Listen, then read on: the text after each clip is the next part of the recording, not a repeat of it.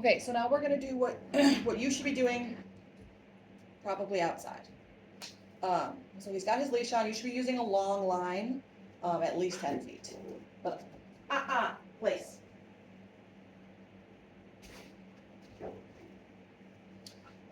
So like if you have multiple people, which is the best way to do it, let's say you have 3 people and as much space as you can give in a room and they stand in kind of a circle. Whoever the dog is not looking at, good, is going to say the dog's name and wait for the dog to look at them. Because dogs don't speak English, so most of the time we just sound like the teachers from Peanuts. Wah, wah, wah, wah, wah. You want to make sure that the dog understands that you're talking to them and I'm ready to give you instructions now. So you would say their name, wait for them to look at you, and then once they do, you would give your recall cue. Ours has come. You could say here, you could say on me. It doesn't really matter what you say, as long as you say it every time. So if he looks away at something else, I could say, Sergeant, come. Good boy, yes. And when he gets to me, I pay him with a yes and a treat. Okay? And then the next person, if he's looking at me, somebody, one of those 2 would be the ones saying it. And you just like a fun game. And then if it's just you and somebody else, you're gonna find that the dog gets their payment and then turns around right to the next person because they're smart. They know, right? If it's you by yourself, you're gonna want to go to an empty, open area like a park that doesn't have anybody or a field.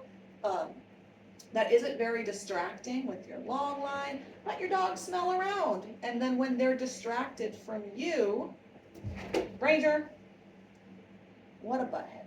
Place.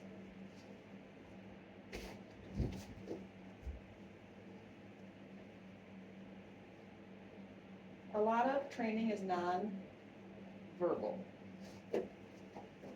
Good. I was waiting for him to lay down before I stepped away. Wait. I gotta get another treat because Ranger ate it. Wait.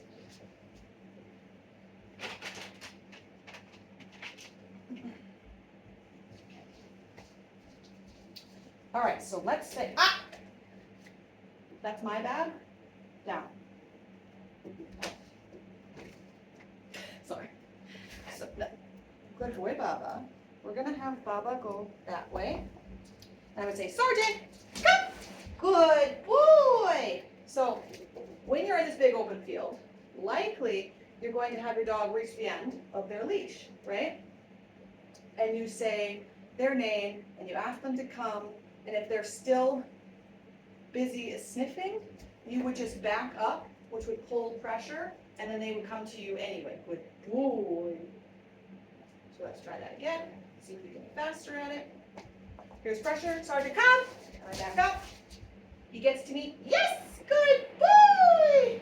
Eventually you could add a sit if you wanted to, like an auto sit, but right now I wouldn't worry about that. You just get the recall down in the first place.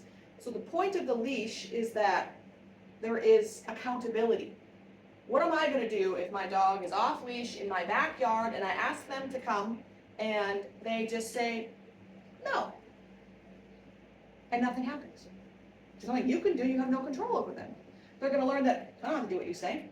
So that is why it is vitally important that when you're practicing recall, you have a leash on them to hold them accountable. I said come here, I mean come here. I'm going to back up and I'm going to make you come here.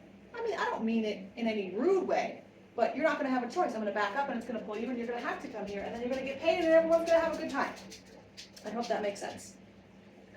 Those are your 3 options for recall training. But again, a long line, whatever, in a bigger area.